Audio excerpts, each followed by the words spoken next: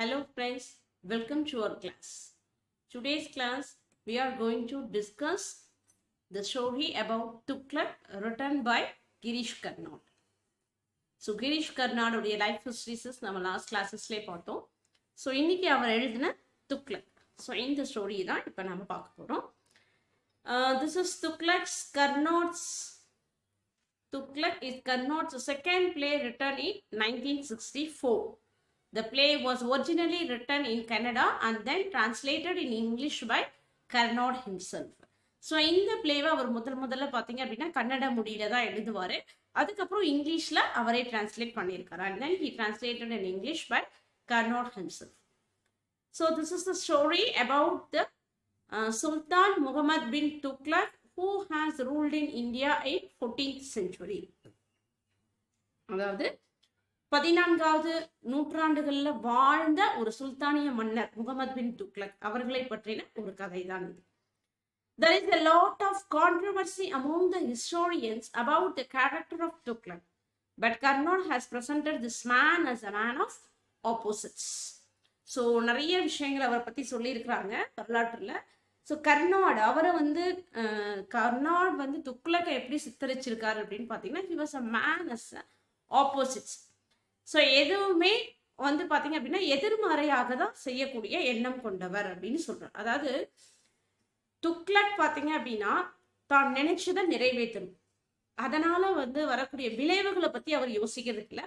தான் என்ன விருப்பப்படுறாரோ அதை நிறைவேற்றணும் அப்படிங்கிறதுல உறுதியா இருக்கக்கூடியவர். அதனாலதான் அப்படி சொல்லியிருக்காங்க. So this is instant successes on stage both in Kannada and Hindi. So இது முதல்ல நாடகங்கள்ல இருக்கும் பொழுது கன்னடத்துலயும் சரி ஹிந்திலையும் சரி ஃபர்ஸ்ட் டைமே பாத்தீங்க அப்படின்னா உங்களுக்கு நல்ல ஒரு வரவேற்பு கிடைச்சது. So this is resemblances with Nehruvian regime. So very important.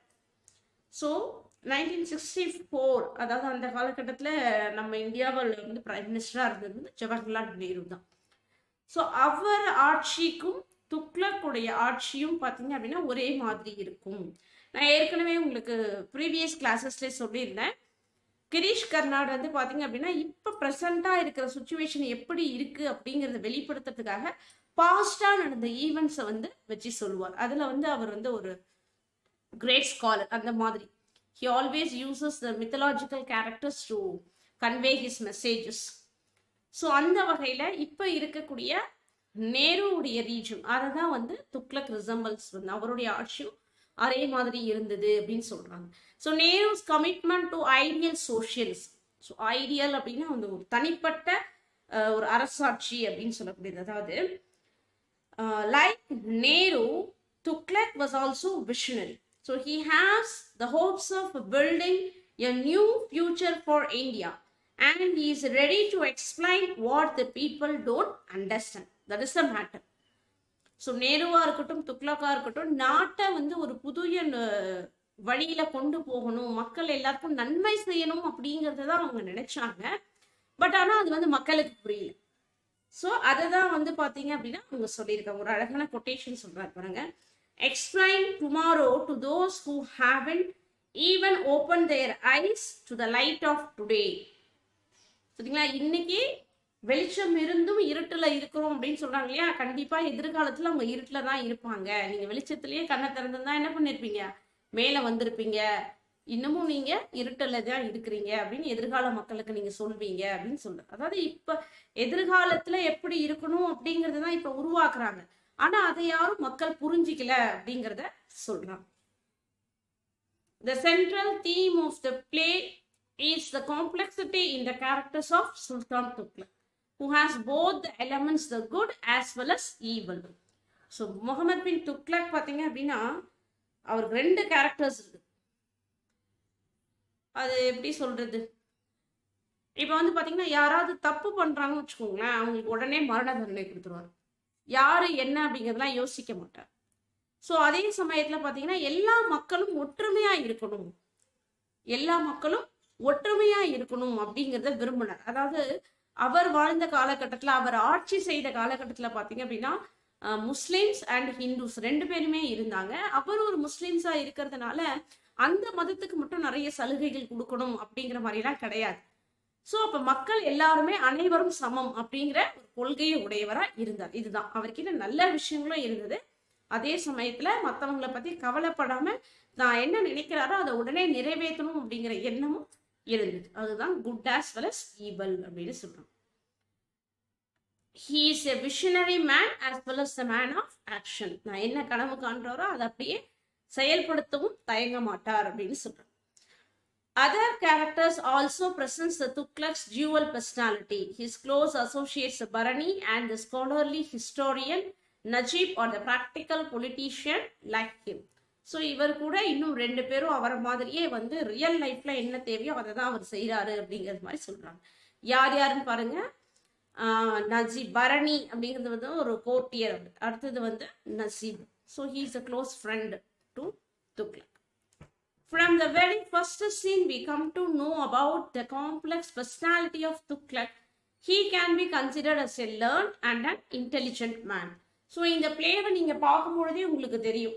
So ஒவ்வொரு சீன் வைஸஸாக நம்ம வந்து பார்த்துக்கிட்டே வரும்பொழுதே துக்ளக் வந்து என்ன மாதிரியான கேரக்டர் உள்ளவர் அப்படிங்கிறது நமக்கு தெரியும். ஓகேங்களா? So characters. So who are the important characters here? Muhammad bin Tughlaq, Sultan who ruled India in the 14th century. So எப்படிப்பட்ட ஒரு மன்னர் பாருங்க. headstrong and idealistic ruler. ஒரு தனிப்பட்ட கருத்துக்களை கொண்ட ஒரு நபர். ஐடியலிஸ்டிக். ஹெட்ஸ்ட்ராங் அப்படின்னா யாருக்கும் தலை வணங்காதவர் அப்படின்னு சொல்லலாம். So he is the protagonist. அவரை சுற்றி தான் இந்த நாவல் இருக்கு. அதனால தான் அவர் வந்து ப்ரொட்டகோனிஸ்ட் அப்படின்னு சொல்றாங்க. அபாலிஷ் த ஜிஸ்யா டாக்ஸ். ஸோ வந்து முஸ்லிம் அல்லாதவர்கள் மீது, அதாவது இந்துக்கள் மீது விதிக்கப்பட்ட வரி அது ஜிஸ்யா டாக்ஸ். ஸோ இது வந்து வேண்டாம், எல்லா மக்களும் ஒண்ணுதான் அப்படின்னு சொல்லிட்டு அவர் வந்து இந்த ஜிஸ்யா வரியை வந்து ஒழிச்சார்.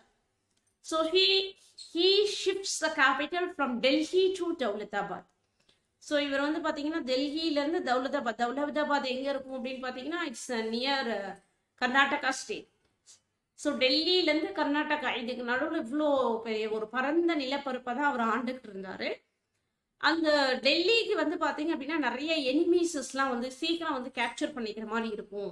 அதனால நம்ம இன்னும் கொஞ்சம் சென்ட்ரா நம்மளுடைய தலைநகரம் வந்து இருந்தால் நல்லா இருக்கும் அப்படின்னு சொல்லிட்டு தௌலதாபாத்துக்கு மாத்துறார். ஸோ இதுதான் அவருடைய வீழ்ச்சிக்கு முக்கியமான ஒரு காரணம், இந்த தௌலதாபாத். ஸோ நம்ம லாஸ்ட்ல அதை பார்க்கலாம். அது அடுத்தது யார் அப்படின்னு பாருங்க. Step mother. Step mother, so projected as an embodiment of traditionality and concern. She was stoned to death by Sultan. So இவங்க வந்து பாத்தீங்க அப்படின்னா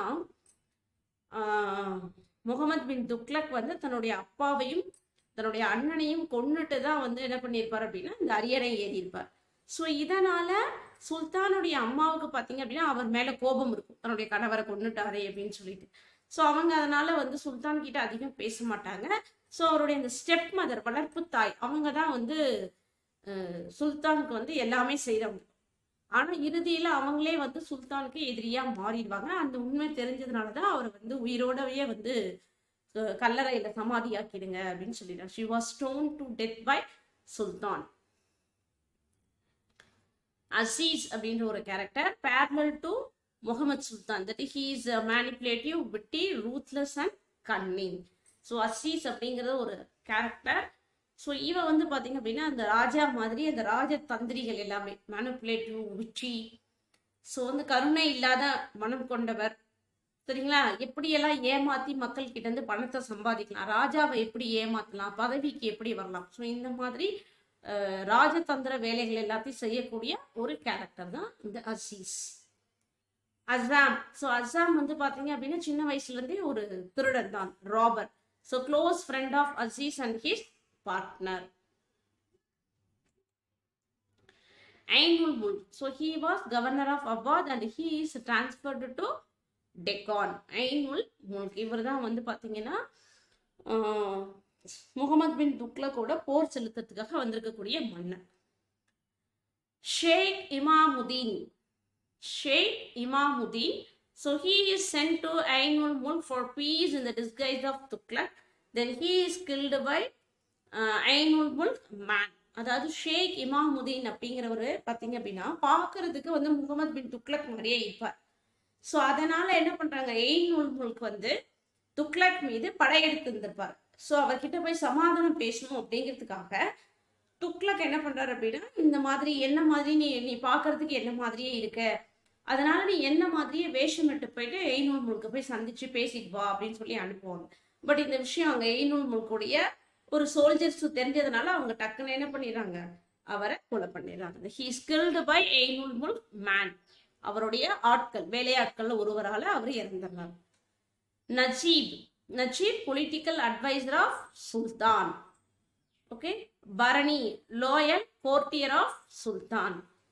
அடுத்த ஒரு கேரக்டர் பாருங்க, Shihabuddin. Shihabuddin a honorable ruler once believed by sultan. So Shihabuddin பார்த்தீங்க அப்படின்னா ஒரு நேர்மையான அரசர் அப்படின்னு சுல்தானால நம்பப்பட்டவர். அடுத்தது ரத்தன் சிங். ரத்தன் சிங் வந்து அடாப்டட் பிரதர் ஆஃப் ஷிஹாபுதீன். ஷிஹாபுதீனுடைய அடாப்டட் பிரதர், ஸோ தத்தெடுத்த தம்பி. கியாசுதீன். கியாசுதீன் யார் அப்படின்னு பார்த்தீங்கன்னா the descendant of Khalid Abbasid. So Abbasid அவர்களுடைய வாரிசு, டிசெண்டன்ட் அப்படின்னா வாரிசு அப்படின்னு சொல்லுவோம். So these are the important characters in the story. So important points. So இந்த ஸ்டோரியுடைய இம்பார்ட்டன்ட் பாயிண்ட்ஸ் என்னென்ன அப்படிங்கிறத ஒரு ஷார்ட்டாக கொடுத்துருக்கேன். அடுத்து நமக்கு சீன் வைஸ் சம்மரியில் அதை நம்ம ஃபுல்லாக டீட்டெயில்டாக பார்ப்போம். ஸோ என்னென்னலாம் இதோட காசஸ் பாருங்க. Muhammad changes the capital from Delhi to Daulatabad. So very important. பிஜிடிஆர்பியில் இந்த கொஸ்டின்ஸஸ் கேட்டிருக்காங்க, 2 தடவை வந்திருக்கு. அடுத்தது பாருங்க, change the silver coins to copper coins. செப்பு நாணயங்களை முதலாக வெளியிட்டவர் முகமது பின் துக்ளக் தான். Imamudeen tricked by Muhammad and killed by Ainul Mulk. Okay, Imamuddin tricked by Muhammad. Shihabuddin murdered by Sultan as Ratan Singh backstabs him. Stepmother stoned to death for murdering Najib. நஜீப்ங்கிற மன்னர், அந்த அரசர் வந்து அமைச்சர் கொள்றதுக்கு காரணமா இருந்ததுனால தன்னோட அம்மாவை என்ன பண்றாங்க, உயிரோட சமாதி கட்டிடுங்க அப்படின்னு சொல்றாங்க. Aziz disguise as a Brahmin. So Aziz என்ன பண்றாங்க அப்படின்னா ஒரு முஸ்லீம்.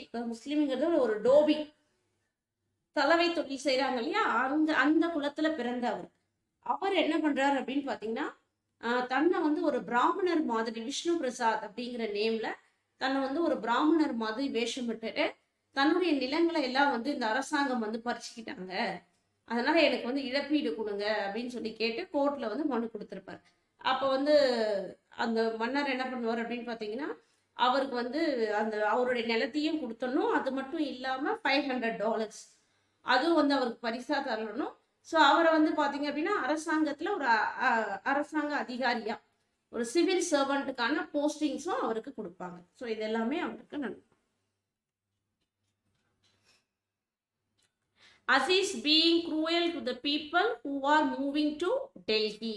அதாவது துக்ளக் வந்து தன்னுடைய கேபிட்டலை மாத்துறாரு இல்லைங்களா, அப்போ மாற்றும் போது அந்த மக்கள் பயணிக்கும் போது பாதி வழியில என்ன பண்றாங்க, அசீஸ் வந்து அந்த மக்கள் கிட்ட ரொம்ப கடுமையா நடந்துக்கிறது, காசு இருந்தா மட்டும்தான் அவங்க வந்து எங்க எல்லாரும் அலோவ் பண்றது, அந்த மாதிரி எல்லாம் செய்யறாங்க. Aziz tell Azam to make counterfeit coin. So இது another decline for Muhammad bin Tughlaq. counterfeit coin.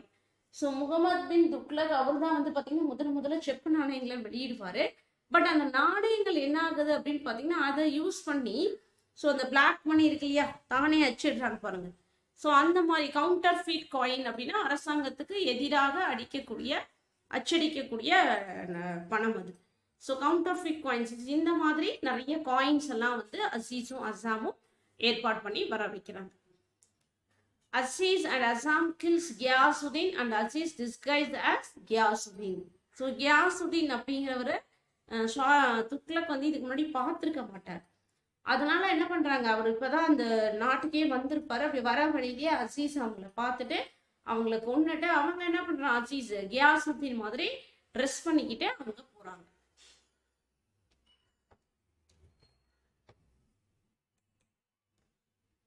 Now we are going to see the scene 1. Okay, scene 1 opens in the year 1327 AD. So இந்த பிளேல பார்த்தீங்க அப்படின்னா, இந்த play we are having 13 scenes. So டோட்டலாக 13 scenes இருக்கும். ஒவ்வொரு சீன்ல என்னென்ன நடந்தது அப்படிங்கிறத அப்படியே எக்ஸ்பிளைன் பண்ணிக்கிட்டே வரேன், கேளுங்க. So the scene opens in the year 1327 AD. Depict the yard in front of the Chief Court of Justice in Delhi. Okay, so first scene 1327ஆம் ஆண்டு தொடங்கியது. அந்த வருடத்துல ஒரு கோர்ட் முன்னாடி எல்லா மக்களும் நிற்கிறாங்க. ஸோ crowd அப்படின்னா a lot of people. The crowd seen largely Muslims and Hindus. Common peoples as chorus. The first important decision to shift the capital from Delhi to Daulatabad to strengthen the bond between Muslim and Hindus. So இதெல்லாம் தான் வந்து அங்கே என்ன பண்ணுறாங்க, அங்கே நடந்த முறைகேடுகள், அங்கே நடந்த அதாவது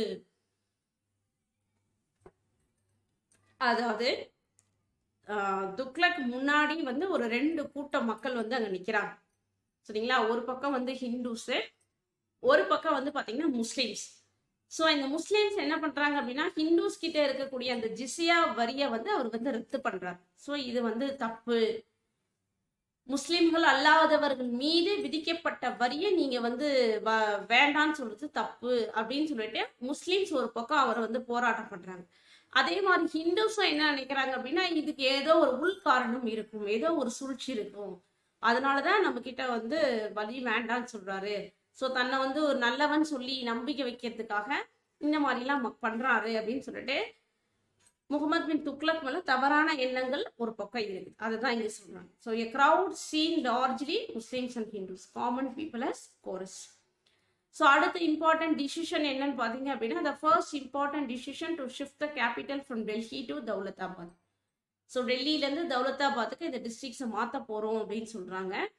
இதுக்கு வந்து நிறைய, ஏன்னா வந்து 700 கிலோமீட்டர் டெல்லியிலேருந்து தௌலத்தாபாத் வர்றதுக்கு. அப்போ வழி நடுக்க பார்த்தீங்கன்னா நடந்தே வரணும். அப்போ எத்தனை புயல் இருக்கு, எத்தனை பணிகள் எல்லாம் அவங்க கடந்து வந்திருப்பாங்க பாருங்க, நிறைய மக்கள் இறந்து போயிருப்பாங்க. ஸோ இதனால தான் அவங்க ஃபர்ஸ்ட் இதுக்கு வேண்டாம் அப்படின்னு சொல்லுவாங்க. To strengthen the bond between Muslims and Hindus, 2 பேருக்கும் நடுவில் ஒரு நல்ல ஒரு நட்புறவை ஏற்படுத்த வேணும் அப்படிங்கிறது தான் அவருடைய எண்ணம். அடுத்ததா யாரை காமிக்கிறாங்கன்னு பாருங்க. அந்த ஃபர்ஸ்ட் சீன் வரல. Introduction of the first shared common man Aziz who plans to exploit the masses and disguises as Brahmin Vishnu Prasad. Okay, அசீஸா அடுத்தது காமிக்கிறாங்க. அசீஸ் எப்படி வந்திருக்கிறாங்க, ஒரு பிராமின் மாதிரி, அது என்ன பேர்ல, விஷ்ணு பிரசாத் அப்படிங்கிற பேர்ல அங்க வந்திருக்கிறாங்க. Equality to both the religious groups by justice is the message by Muhammad bin Tughlaq. Equality to both the religious groups by justice. So அவர் 2 குழுவிலையும் வந்து என்ன பண்றாங்க, எல்லா மக்களுமே சமம் அப்படிங்கிற ஒரு உத்தரவாதத்தை அவர் கொடுக்குறாரு. சரிங்களா, பட் இதை வந்து என்னாச்சு, young generation is optimistic. So இளைய தலைமுறைகள் வந்து அது வந்து ஒரு வரவேற்கத்தக்க விஷயமா அதை வந்து கருதுனாங்க. பட் ஓல்டு வந்து பார்த்தீங்கன்னா பெசிமிஸ்டிக். ஸோ இதனால வேற ஏதாவது ஆபத்துக்கள் நம்ம நாட்டுக்குள்ளார வர்றதுக்கும் வாய்ப்பு இருக்கு அப்படிங்கிற மாதிரி அவங்க சொன்னாங்க.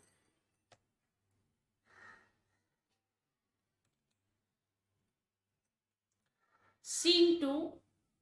So another introduction of 3 important characters. யாருன்னு பாருங்க. துக்ளக்குடைய step mother, Najib, a prime minister guide and advisor of king, a trusted man of king. Barani, the court historian, horns to king, eyewitnesses of court. So கோர்ட்ல நடக்கிற எல்லா விஷயங்களையும் தெளிவுபடுத்துறது, யார் யார் என்னென்ன செஞ்சாங்க, என்னென்ன நாள்ல என்ன மாதிரி குற்றங்கள் செஞ்சாங்க, யார் பரிசு எடுத்தாங்க, ஸோ இது எல்லாத்தையும் நோட் பண்ணி வைக்கிறது தான் அவருடைய வேலை. ஓகே, ஸோ இப்போ என்ன ஆகுது அப்படின்னு பார்த்தீங்கன்னா,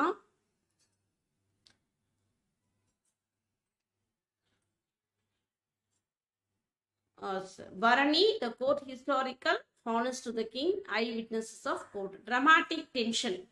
So Ainul Mulk, a childhood companion of king, revolted against the ruler. So Ainul Mulk அப்படிங்கிறது யாரு, முகமது பின் துக்ளக்குடைய க்ளோஸ் ஃப்ரெண்ட் இந்த ஏர்லி ஏஜ், சின்ன வயசுல 2 பேரும் ஒன்னா படிச்ச மாதிரி எனக்கு க்ளோஸ் ஃப்ரெண்டு. பட் ஆனா இப்ப என்னவா இருக்கிறாங்க, துக்ளக்கை எதிர்த்து அவர் வந்து போராடுறதுக்காக போராட்டத்துல வந்திருக்கிறார், பரடையை கூட்டிட்டு வந்து நிக்கிறார். அதான் இங்க சொல்லியிருக்காங்க. ஓகே, மார்ச்சிங் டுவர்ட்ஸ் டெல்லி, டெல்லியை நோக்கி புறப்பட்டு வந்து கொண்டிருக்கிறார்கள் அப்படின்னு சொல்றாங்க. Tughlaq craving for an ideal state. Tughlaq என்ன பண்றாங்க, craving for an ideal state. அதாவது துக்ளக் வந்து தன்னுடைய நகரம் வந்து ஒரு புதுமையான நகரமா இருக்கணும், தனிப்பட்ட ஒரு நகரமா இருக்கணும் அப்படின்னு சொல்லி ஆசைப்படுறாங்க. He wants to change the history but obstacles by his own people and courtmen. So Mohammed bin Tughlaq என்ன பண்றாரு, எப்படி வந்து நேரு வந்து இந்த நாட்டை எல்லாம் மாத்தணும்னு நினைச்சாரோ அதே மாதிரியே தானும் வந்து இந்த நாட்டுக்காகவும் இந்த நாட்டு மக்களுக்காகவும் நிறைய செய்யணும் அப்படின்னு அவரு எதிர்பார்த்தார். Guided by the Najib to stop the storm of Ainul Mulk with the help of Sheikh Imamuddin. Stepmother distressed in Najib fear to close of king. Try to confidence the historian Barani, a simple man. Okay, stepmother distressed in Najib fear to close of the king. அதாவது நசீப் வந்து பாத்தீங்க அப்படின்னா ராஜா கூட எப்பவுமே இருக்கிறவங்க. So அவர் வந்து ராஜா கிட்ட ஏதாவது சொல்லிடுவாரோ அப்படிங்கிற பயம் அவங்களுக்குள்ளார இருந்தது. அவங்க வந்து அவனை பார்த்துருக்காங்க, மற்றவங்க யாருமே தான் பார்க்கல. ஸோ அதனால அவனுக்கு அந்த பயம் இருக்கு.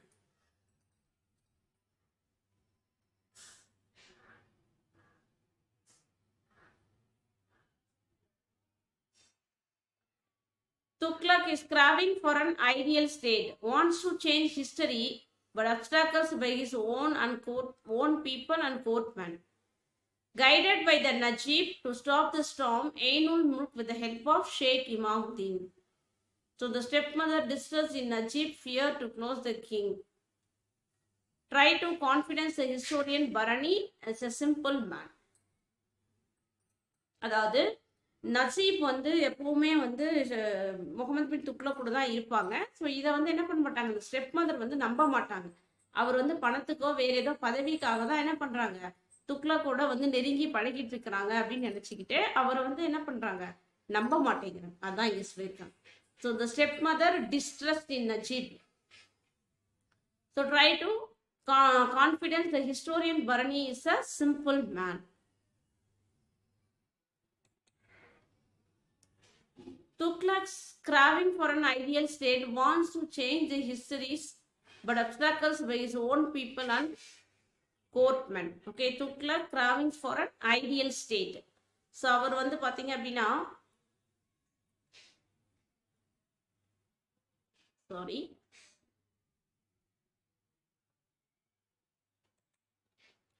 next scene 3 பாருங்க. This is fully with dramatic action. So he first encounters between the Sheikh Imamuddin and the king Tughlaq. Okay, so இந்த சீன்ல பாத்தீங்க அப்படின்னா இமாமுதீன் அப்படிங்கிற ஒரு கேரக்டர் இன்ட்ரடியூஸ் ஆகுது. ஸோ இவருக்கு வந்து நல்லாவே தெரியும் இந்த இமாமுதீன் அப்படிங்கிறவங்க யார் அப்படின்னு பார்த்தீங்கன்னா, he is a holy man, religious personality, so dedicated to Islam, believes in the philosophy of Islam. Okay, so he knows about the king, powerful, learned and intelligent to create the heaven on the earth. So நம்ம ஏற்கனவே சொன்ன மாதிரி ஒரு ideal ஸ்டேட்டை வந்து துக்ளக் உருவாக்கணும் அப்படிங்கிற நினைக்கிறாரு. அந்த எண்ணம் வந்து சரியானது தான் அப்படிங்கிறது இமாமுதீனுடைய கருத்து. ஸோ இஸ்லாம் மதத்தை பற்றி நிறைய விஷயங்கள் அவருக்கு நல்லாவே தெரியும். அந்த மதத்தை வந்து ரொம்ப அதிகமாக பின்பற்றக்கூடியவர். அதே சமயம் முகமது பின் துக்ளக் பற்றின விஷயங்கள் எல்லாமே அவருக்கு பிடிச்சதாகவும் இருந்தது. ஸோ இப்போ எய்னுல் முல்க் அப்படிங்கிறவர் என்ன பண்ணுறாரு அப்படின்னா, நம்ம நாட்டு மேலே படையெடுத்திருந்தார் இல்லையா, ஸோ அதை வந்து தடுக்கணும் அப்படிங்கிறதுக்காக ஷேக் இமாமுதீனை வந்து பார்க்கறதுக்கு துக்ளக் மாதிரியே இருக்கிறோம் அப்படின்னு சொல்லிட்டு, நீ வந்து என்ன மாதிரி வேஷம் விட்டுட்டு போயிட்டு நீ அவங்கள பாடு அப்படின்னு சொல்லுவாங்க. ஸோ அப்போ பார்க்கும் பொழுது எய்னுல் முல்க் என்ன பண்ணிடுவாங்க அப்படின்னா, அது துக்ளக் தான் அப்படிங்கிற மாதிரி அவரை கொண்டுடுவாங்க. அதுதான் இங்கே. So the king invited him for the public address to convince. The king tries to track sheikh and sent his guard to prevent the masses from the public speech of Sheikh. So nobody attend the public address. King defeats the Sheikh, who is fooled by the king. So the Sheikh has lost his faith among the masses. So இந்த scene பார்த்தீங்க அப்படின்னா, அவர் வந்து king வந்து ஷேக் ஷஹாபுதீன் அப்படின்னு ஒருத்தர் இருப்பாங்க. அவனை கூப்பிட்டு அந்த இடத்துல வந்து என்ன பண்ணியிருப்பாங்க அப்படின்னா, ஒரு பப்ளிக் கிட்ட பேசலாம் அப்படிங்கிற மாதிரி ஏமாத்தி அவரை வர சொல்லிடுவாங்க. ஸோ பப்ளிக் எல்லாரும் இருக்கிறதுனால பப்ளிக் இல்லை, துக்ளக்கை பற்றி பேசிடலாம் அப்படின்னு ஷேக்கும் வந்திருப்பாரு. பட் ஆனால் துக்ளக் வந்து முன்னாடியே ஆள் அனுப்பிச்சு ஷேக்கை வந்து அந்த மக்களையும் வந்து சந்திக்க விடாம செய்திருவார். அதுதான் இங்க சொல்லியிருக்காங்க.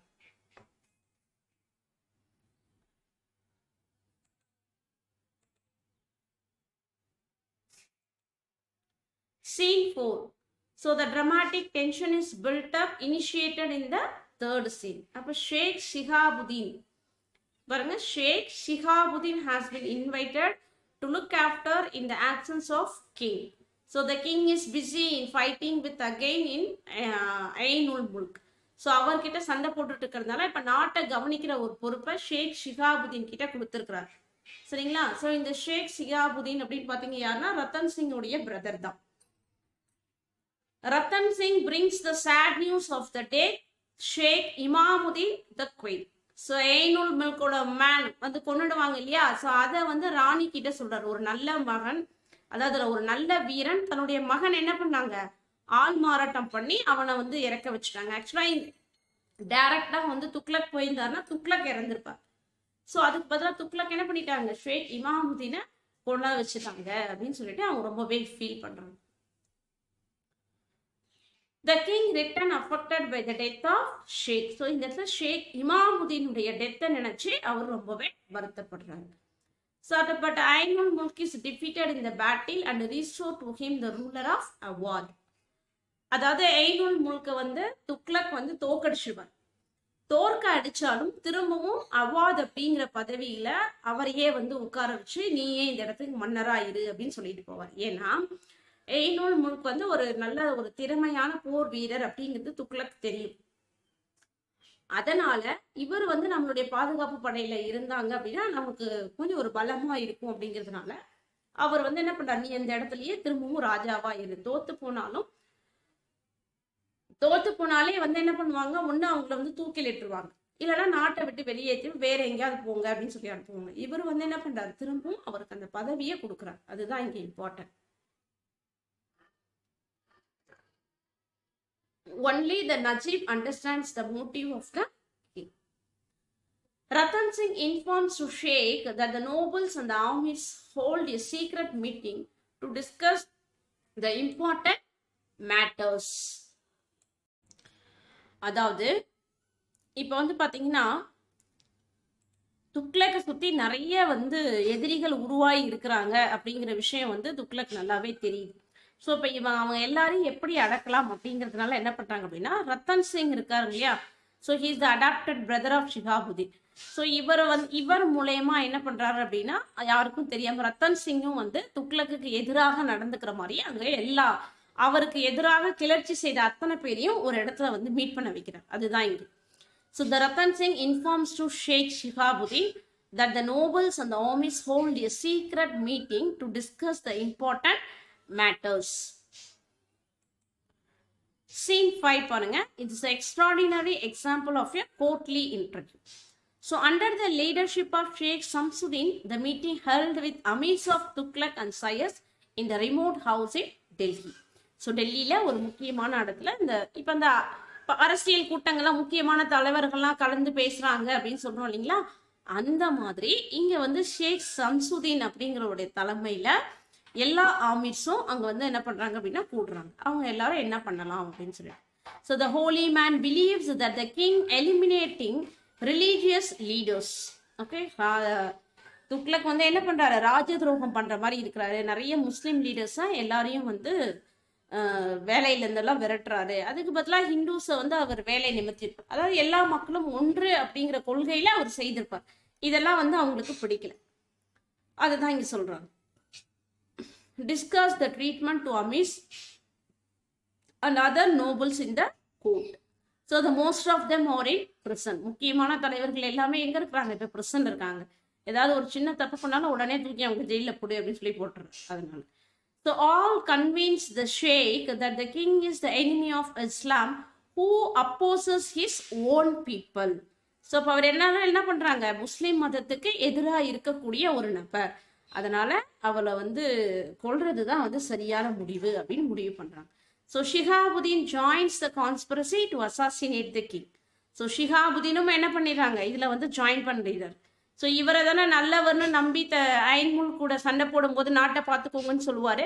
பட் ஆனால் ஷிஹாபுதீனே என்ன பண்ணியிருக்காங்க, இப்ப துக்ளக்கை கொல்றதுக்கு பிளான் பண்ற அந்த இடத்துல போய் அவரும் சேர்ந்திருக்கிறார். ஸோ இந்த விஷயம் எல்லாமே வந்து துக்ளக்கு தெரிய வருது. 15:6 Silence, the king is restless, pacing up and down in Dorbia Cross. அதாவது இந்த தர்பார் இருக்குதுங்களா, இந்த தர்பார்ல எல்லாம் வந்து முக்கியமான மீட்டிங்ஸ் நடந்துட்டு இருக்கு. அப்ப all amirs are gathered in the court. அவங்க எல்லாரும் வந்து கோர்ட்ல ராஜா கிட்ட ஏதோ ஒரு முக்கியமான விஷயத்தை பேசுறதுக்காக வந்தாச்சு.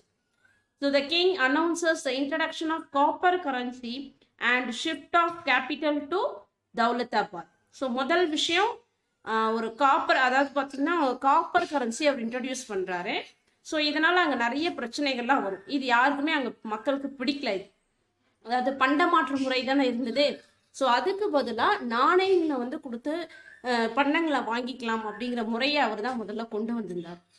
அது மட்டும் இல்லை, ப்ரேயர் டைம், ஓகேங்களா, ஒவ்வொரு முஸ்லீம்ஸும் என்ன பண்ணணும் அப்படின்னு பார்த்தீங்கன்னா ஒரு நாளைக்கு 5 முறை வந்து தொழுகை செய்யணும் அப்படிங்கிறதையும் கொண்டு வந்தார். ஸோ இப்போ வந்து ப்ரேயர் டைம் ஸ்டார்ட் ஆகுது. ஸோ இந்த prayer time all gathered for the holy prayer and all amir pull out the dagger to kill the king. அதாவது தொழுகைக்காக எல்லாரும் வந்து இப்படி கீழே குனிவாங்க இல்லையா, மண்டிட்டு. ஸோ அப்படி இந்த மண்டியிடும் போது துக்ளக்கும் மண்டிடுவார். அந்த சமயத்தில் என்ன பண்ணிடலாம், அவர் அப்படியே கீழே குனிஞ்சிட்டு இருக்கும் பொழுதே அவரை வந்து நம்ம கத்தியால குத்திடலாம் அப்படின்ற மாதிரி அவங்க பிளான் பண்ணுவோம். மற்ற எல்லாருமே அந்த சமயம் கீழே குனிஞ்சிருப்பாங்க இல்லையா. ஸோ இதுதான் சரியான தருணம் அப்படிங்கிற மாதிரி பிளான் பண்ணி இருப்பாங்க. But the king got behind appeared on the stage.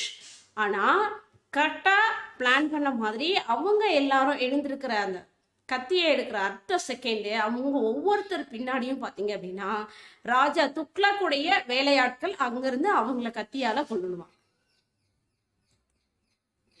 Surround the king and killed all the amirs at the time. Nobody left. ஒருத்தரையும் அவர் விட்டு வைக்க மாட்டார். எல்லா அமீர்ஸையும் என்ன பண்ணிடுறாரு, டக்கு டக்கு டக்கு டக்கு டக்குன்னு அப்படியே போட்டு தள்ளிடுறாரு. So the Tughlaq stabs Shihabuddin to death. So Shihabuddin அவரை வந்து அவங்க மேலே ரொம்ப நம்பிக்கை வச்சிருந்தார் இல்லையா. ஸோ அந்த நம்பிக்கைப்பட்ட கூடவே இருந்து குழி பறிக்கிறாங்கன்னு சொல்கிறாங்க பாருங்க, அந்த மாதிரி கேரக்டர். அதனால அவர் என்ன பண்ணுறாரு அப்படின்னு பார்த்தீங்கன்னா ஷிஹாபுதீனை வந்து உயிரோடு அப்படியே தோலை உரிச்சிடுவார். அந்த தோலை சுற்றி வைக்கோல் சுற்றி அந்த அவருடைய மாளிகைக்கு மேலே நிறுத்தி வச்சு நாளைக்கு யாராவது அவருக்கு எதிராக கிளர்ச்சி செய்தால் அவங்களுக்கும் இதே கதி தான் அப்படிங்கிற மாதிரி ஒரு கொடுங்கோல் ஆட்சி மாதிரி அவர் நடந்துக்கிட்டார். அதுதான் இங்கே சுற்றிருக்காங்க. So the Ratan Singh, his adopted brother, betrayed them all. So Ratan Singh தானே இவங்க கூடவே இருந்தாரே. ஸோ இவர் தான் வந்து துக்ளக்குடைய கையால் அப்படிங்கிறது தெரியாமலே எல்லாரும் வந்து மாட்டிக்கிட்டாங்க. உடனே பார்த்தீங்க அப்படின்னா declaration of royal order to shift the capital of Daulatabad immediately. உடனே என்ன பண்ணிடணும், எல்லா மக்களும் தௌலதாபாத்துக்கு கிளம்பிடணும் அப்படின்னு சொல்றாங்க. So sheer nature of Tughlaq is seen in this scene. Shihabuddin is martyr. So உயிரோட ஒருத்தவங்களை எரிக்கிறதுக்கு பேர் தான் வந்து மார்டையர் அப்படின்னு சொல்லுவாங்க. அந்த வகையில் ஷிஹாபுதீன் தான் இந்த இடத்துல வந்து மார்டையரா மாறுறாங்க. Scene 7 பாருங்க. The portrays the woes and sufferings of citizens. So இப்போ இவர் வந்து என்ன சொல்றாரு, vacate the capital forcibly. எல்லாரையும் வந்து டெல்லியில இருக்கக்கூடிய மக்கள் எல்லாரும் தௌலதாபாத்துக்கு வந்தணும் அப்படின்னு சொன்னாங்க இல்லையா. கிட்டத்தட்ட 700 கிலோமீட்டர் டெல்லியில இருந்து தௌலதாபாத் வர்றதுக்கு. அப்ப அங்க இருக்கக்கூடிய வெதர் கண்டிஷன்ஸ் எல்லாம் பாத்தீங்க அப்படின்னா ரொம்ப இருக்கு.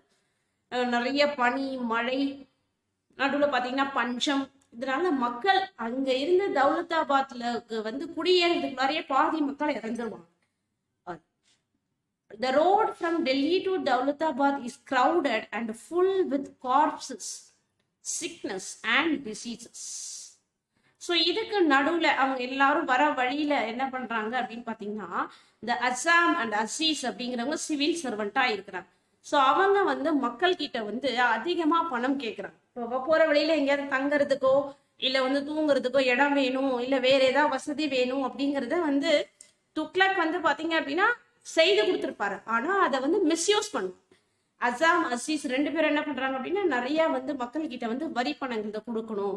இப்போ ஒரு குழந்தை வந்து ரொம்ப உயிருக்கு போராடிக்கிட்டு இருக்கும், அந்த குழந்தைய காப்பாற்றணும், மெடிக்கல் இதுக்கு கொடுங்க, மருத்துவ வசதி செய்து கொடுங்கன்னு வந்து கேட்பாங்க. பட் ஆனால் அவங்கள பார்க்கறதுக்கே ரொம்ப அவங்க கிட்ட பணம் இல்லாததுனால ஜனத்தொகையில அவங்க குறைஞ்சா என்ன ஆக போகுது அப்படிங்கிற மாதிரி சொல்லிட்டு அந்த கொஞ்ச நேரத்துல அந்த குழந்தை இறந்து போயிடும். ஸோ இந்த மாதிரி விஷயங்கள் எல்லாத்தையும் வந்து அது அவங்க கிரீஷ் கர்னாட் வந்து ரொம்ப அழகா கொடுத்துருப்பாரு. Azam and Aziz, the civil servant, exploit the poor people with the help of thief on the name of the king. So இப்போ இவங்க எல்லாமே வந்து அரசர் தான் இப்படி செய்ய சொன்னார், அரசர் தான் இப்படி செய்ய சொன்னார் அப்படின்னு சொல்றதுனால மக்கள் எல்லாருமே வந்து துக்ளக் மீது கடும் கோபத்தில் ஆரம்பி. அது மட்டும் இல்ல, Aazam and Aziz they decide to produce counterfeit coins, அதாவது இந்த கள்ள நாணயம் சொல்றாங்க இல்லையா. ஸோ இந்த மாதிரி நிறைய கள்ள நாணயங்கள் வந்து சந்தைக்கு வர ஆரம்பிச்சிச்சு. ஸோ இப்போ இந்த சந்தைக்கு வர ஆரம்பிச்சதுக்கு இதுவும் ராஜாவுக்கு தெரிய வருது. அப்போ ராஜா என்ன சொன்னாங்க, உங்ககிட்ட இருக்கக்கூடிய நாணயங்களை வந்து எங்ககிட்ட கொடுத்துட்டு நீங்க வந்து வேற ஏதாவது தங்க நாணயங்கள் வாங்கிக்கோங்க அப்படின்னு சொல்றாங்க. அப்படி வந்து மாத்தி வாங்கும் பொழுது பாத்தீங்க அப்படின்னா நிறைய கள்ள நாணயங்கள் தான் குவிஞ்சிருக்கும். அப்ப ராஜாவுடைய கஜானாவே காலியான மாதிரி இருக்கும். ஸோ இதனால மக்கள் பாத்தீங்க அப்படின்னா இன்னும் கொஞ்சம் துண்டு போடுவாங்க. Scene 8 பாருங்க. 5 years later the scene is in Daulatabad in the fort. So இப்ப இந்த இடத்துல the scene is full with pathos and ironing. So disillusion and disappointment of Tughlaq. So அதாவது வந்து துக்ளக் வந்து தான் எப்படிப்பட்ட ஒரு அதாவது எந்த மாதிரியான ஒரு இடத்துக்கு வரணும் அப்படின்னு அவர் ஆசைப்பட்டாரோ, ஆனா வந்து அந்த இதுவே இல்லை இங்க. ஸோ அவர் ஒரு ஐடியல் ஸ்டேட்டை தான் உருவாக்கணும்னு அவர் ஆசைப்பட்டார். ஸோ அவர் கடந்து வந்த பாதை பத்தி பார்த்தீங்கன்னா அவரது வந்து he considered as bed of roses. So அவர் கடந்து வர பாதை வந்து ஒரு பெட் ஆஃப் ரோசஸ் அப்படின்னு அப்படி சொல்லுவோம். இந்த ரோஜா பூக்கள் மீது நடந்து வந்தாங்கன்னா அப்படியே சாஃப்டா இருக்கும் இல்லையா, அந்த மாதிரி இருக்கும் தான் நினைச்சாரு. ஆனா அது அவர் வந்து பாத்தீங்கன்னா ஃபுல் ஆஃப் தான்ஸ் தான், நிறைய கஷ்டங்களை தான் அவர் வந்து தாண்டி வந்தார். இதுக்கு இன்னொரு முக்கிய காரணம் என்னன்னு பாத்தீங்க அப்படின்னா, துக்ளக் வந்து தன்னுடைய அப்பாவையும் தன்னுடைய அண்ணனையும் வந்து கொண்டுட்டு தான் இந்த ஆட்சிக்கு வந்ததுனால தன்னை சுற்றி இருக்கிறவங்களுக்கு தன்னாலையும் இதே மாதிரியான ஒரு நிகழ்வு தனக்கும் ஏற்படும் அப்படிங்கிற காரணத்துக்காகவே அவர் யாரையுமே நம்ப மாட்டார்.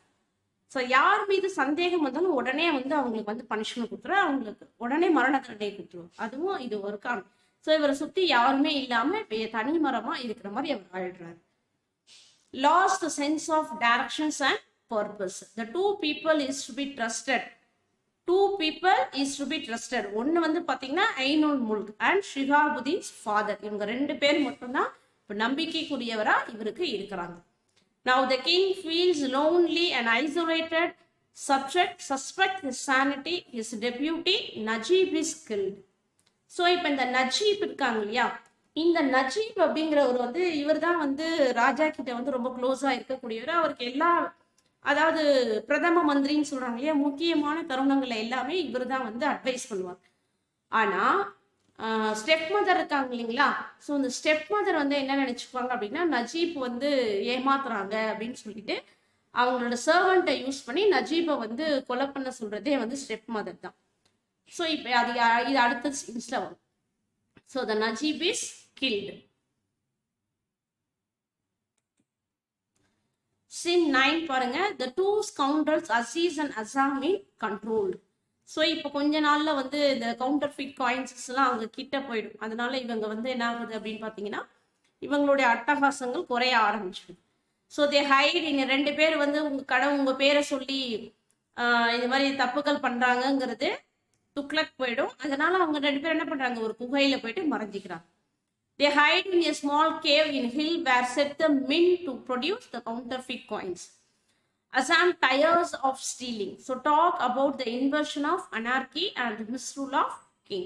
Aziz, a total inversion of moral virtue. So Aziz and Azam loot the holy man Ghiyasuddin Abbasid. So அடுத்ததா இவங்க என்ன தப்பு பண்றாங்க அப்படின்னு பாத்தீங்கன்னா கியாசுதீன். ஸோ கியாசுதீன், ஸோ இவர் வந்து பார்த்தீங்கன்னா காலிஃபோடைய டிசெண்டன்ஸ். ஸோ இவர் வந்து துக்ளக்கை சந்திக்க வராரு. ஸோ இவர் அந்த ஒரு இடத்துல வந்து தங்குறாரு. அப்போ அந்த தங்குற இடத்துல அசீஸும் அசாமும் பார்க்குறாங்க. பார்க்கறதுக்கு இவர் வந்து அசீஸ் மாதிரியே இருக்கிறதுனால கியாசுதீனுக்கு பதிலாக அசீஸ் வந்து கியாசுதீன் அப்படிங்கிற பேரில் யாரை போய் சந்திக்கிறாங்க, துக்ளக்கை போயிட்டு சந்திக்கிறாங்க. ஸோ அப்போ நம்ம வந்து அந்த மாட மாளிகைக்கு போயிட்டு நம்மளை யாரும் எதுவும் செய்ய முடியாது அப்படின்னு சொல்லிட்டு. So scene 10 பாருங்க. This scene charged with dramatic tension. So Najib is killed. Tughlaq is alone. So துக்ளக்குடைய க்ளோஸ் ஃப்ரெண்டா நஜீப் இருந்தாரு. இப்போ நஜீப் என்ன இருக்கிறாரு, தனியா இருக்கிறாரு. அது மட்டும் இல்ல, treasury is full with counterfeit currency and economy is in bad shape. So துக்ளக்குடைய அந்த ஆட்சியில் பார்த்தீங்கன்னா பொருளாதார வீழ்ச்சிங்கிறது ரொம்ப அதிகமாகவே இருந்தது. ரொம்ப வறுமை மிக்க மக்கள்கள் இருந்தாங்க. அதுவும் இல்லாமல் இந்த சிந்து அந்த கங்கை நதியோரம் இருக்கக்கூடிய மக்கள் கிட்ட எல்லாம் வந்து பார்த்தீங்கன்னா அவர் அதிகமாகவே வரி செலுத்த ஆரம்பிச்சார். ஸோ அவங்களே வறுமையில பஞ்சத்தில் இருக்காங்க. ஆனால் வரியை மட்டும் அவர் கரெக்டாக வாங்கினதுனால அவருடைய ஆட்சி வந்து முடிவுறதுக்கு ஒரு காரணமாக இருந்தது. The queen is worried about the miserable condition of the state and the king. So queen knows that Ilimas and the noblemen are against the king. So இந்த மாதிரியான நிலையில இந்த ராணிக்கு என்ன பண்றாங்க, நாட்டில் இருக்கக்கூடிய முக்கியமான மக்கள் எல்லாருமே தன்னுடைய மகனுக்கு எதிராக திரும்பி இருக்கிறாங்க அப்படிங்கிற விஷயம் அவங்களுக்கு தெரிய வருது. So in depression, queen tells the truth that she is responsible for the death of Nasib. So இப்போ இந்த உண்மையை வந்து அவங்க சொல்லிடுறாங்க. இந்த டிப்ரெஷன் மன அழுத்தத்தில் இருக்கும் பொழுது அதாவது கொலை பண்ணிட்டோமே அப்படிங்கிற அந்த குற்ற உணர்வு, அதுதான் வந்து டிப்ரெஷன். ஸோ அந்த குற்ற உணர்வை என்ன பண்ணிடுறாங்க, அவகிட்ட சொல்லிடுறாங்க. அப்போ Tughlaq shock to know that his step mother treated him. Tughlaq வந்து இதை வந்து ஒரு பேரதிர்ச்சியா இருக்கு. தன்னுடைய அம்மாவா நினைச்சவங்களே தனக்கு எதிராக இந்த மாதிரி வேலைகளை பண்ணியிருக்காங்களே அப்படின்னு சொல்லிட்டு. So he orders to stones the queen to death. அதாவது அவங்கள உயிரோட வச்சே அவங்களை என்ன பண்ணிடுறாங்க, சமாதியா கட்டிடுவாங்க. அதுதான் அங்க சொல்லியிருக்காங்க. So feels absolutely lonely. He collapses in pain and agony, seeks mercy from the God, divine help alone on this vast cosmos. So இப்படி தன்னை சுற்றி இருக்கிறவங்க எல்லாருமே எதிரிகளாகவே இருக்கிறாங்க அப்படின்னு நினைக்கும் பொழுது அவர் உண்மையிலே ரொம்ப வருத்தப்படுறார்.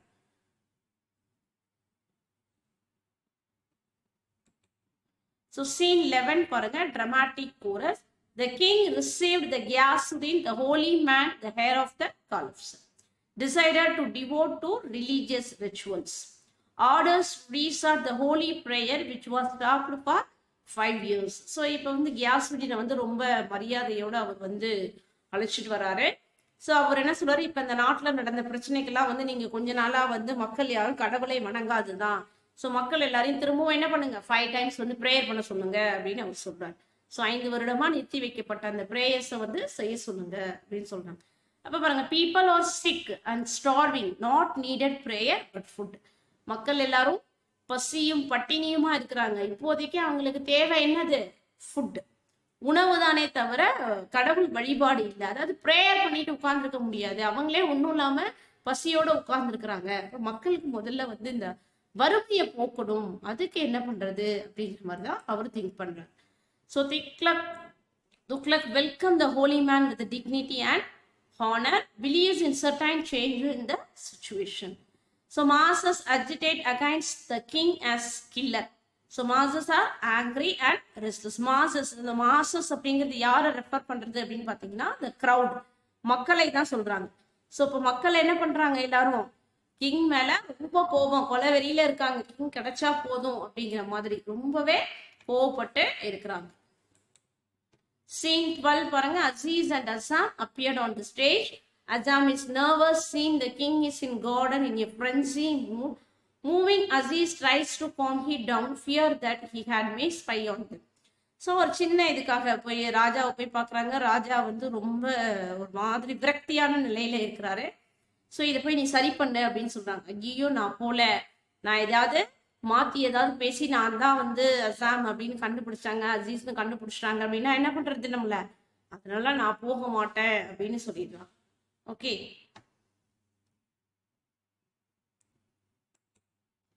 Scene 13. So this is the last chapter.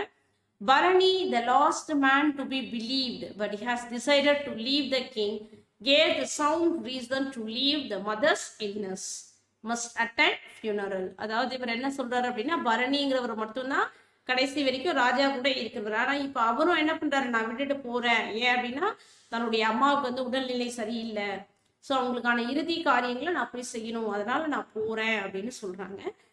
So இதுக்கு அடுத்தது பார்த்தீங்கன்னா, Azeez கன்ஃபர்சஸ் that he is belong to Dobi community from Shiknar, but the true follower of the king. So Aziz வந்து தன்னோட ஒரு கட்டத்துல வந்து அசீஸ் அசாம் யார் அப்படிங்கிற உண்மை தெரிஞ்சு போயிடுச்சு.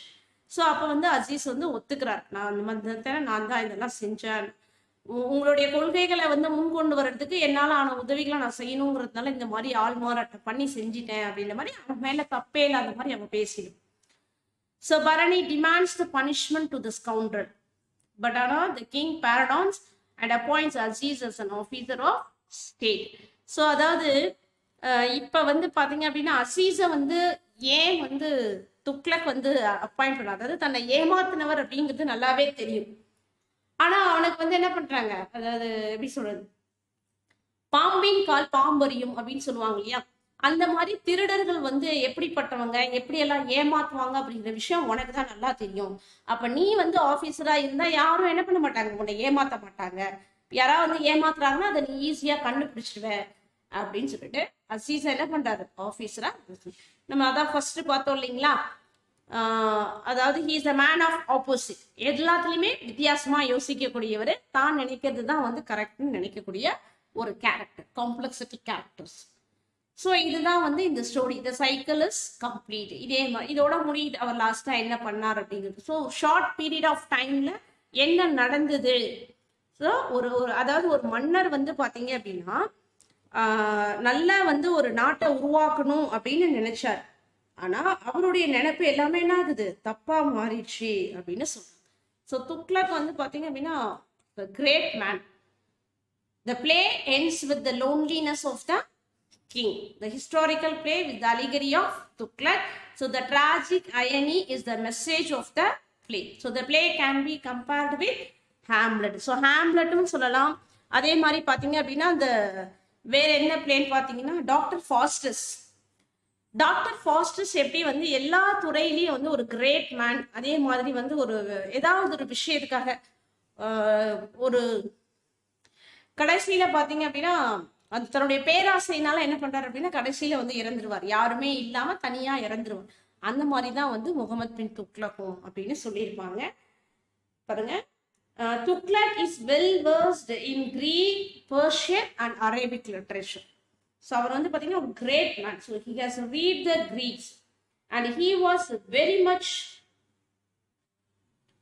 excellence in propheting the poetries of Persia. அதாவது வந்து இவர் வந்து அரேபிக் மொழிகள் எல்லாத்தையும் வந்து நல்லா படிச்சிருக்கிறாரு, குரான் நல்லா படிப்பாரு. குரான் வந்து பாத்தீங்கன்னா முஸ்லிம்ஸ்லேயே வந்து குறிப்பிட்ட மக்கள் ஒருத்தர் தான் படிக்கணும்னு சொல்லியிருப்பாங்க.